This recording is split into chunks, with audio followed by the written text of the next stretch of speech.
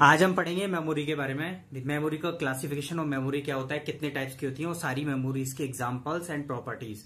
देखिए, memory 3 part में divide होती है। मेन मेमोरी, उसको हम प्राइमरी मेमोरी बोलते हैं। दूसरा होता है कैच मेमोरी और तीसरा होता है सेकेंडरी मेमोरी। इस सेकेंडरी मेमोरी को हम एक्सटर्नल मेमोरी, ऑक्सिलरी मेमोरी भी बोलते हैं। अब मेन मेमोरी या फिर प्राइमरी मेमोरी 2 पार्ट में डिवाइड होती है, रैम और रोम। रैम होती है रैंडम एक्सेस मेमोरी और रोम होती है रीड ओनली मेमोरी। अब रैम अगेन 2 पार्ट में डिवाइड होती है, एस रैम और डी रैम। एस रैम का मतलब होता है स्टैटिक रैंडम एक्सेस मेमोरी और डी रैम का मतलब होता है डायनेमिक रैंडम एक्सेस मेमोरी। अब ROM, read only memory, again 2 type में डिवाइड होती है, जो कि एक परमानेंट होती है जो कभी इरेज नहीं होती, और एक होती है इरेजेबल जो कि इजिली इरेजेबल हो जाती है।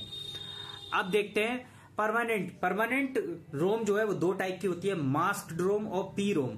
और इरेजेबल 3 टाइप की होती है, फ्लैश रोम, ई पी रोम और डबल ई पी रोम।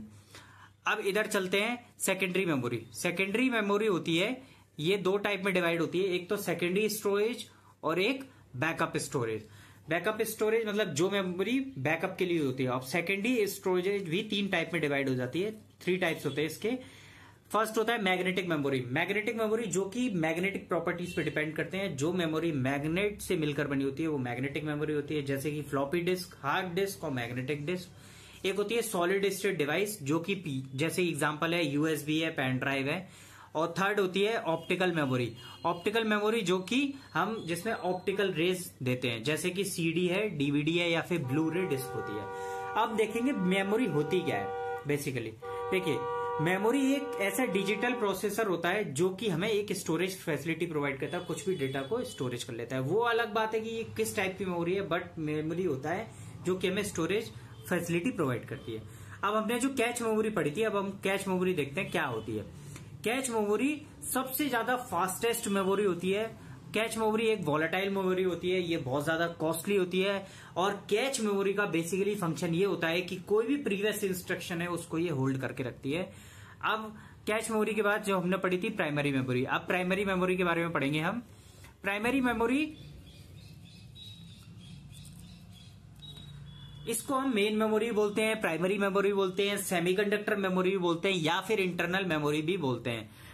देखिए, ये प्राइमरी मेमोरी होती है वो एक टेम्पररी मेमोरी होती है, ये एक वोलेटाइल मेमोरी भी होती है। इसको सिर्फ डाटा के प्रोसेसिंग के लिए यूज किया जाता है, ये डाटा के स्टोरेज के लिए यूज नहीं की जाती।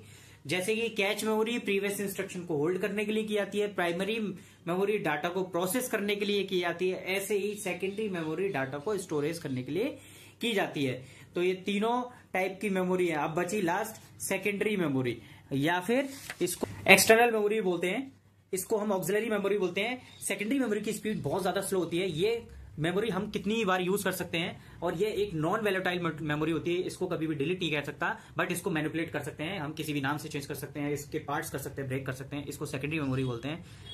दोस्तों, ये मेमोरी की एक ऐसी वीडियो है, सारे कंप्यूटर का कोई पार्ट, इवन कोई भी ऐसा एग्जाम हो जिसमें कंप्यूटर की मेमोरी से रिलेटेड क्वेश्चन हो, मैं 100% बोल सकता हूँ ये क्वेश्चन भी इससे बाहर नहीं आएगा। काफी मेहनत से ये वीडियो बनाई है, बहुत सारी बुक्स का सहारा लेके, गूगल से ट्राई करके।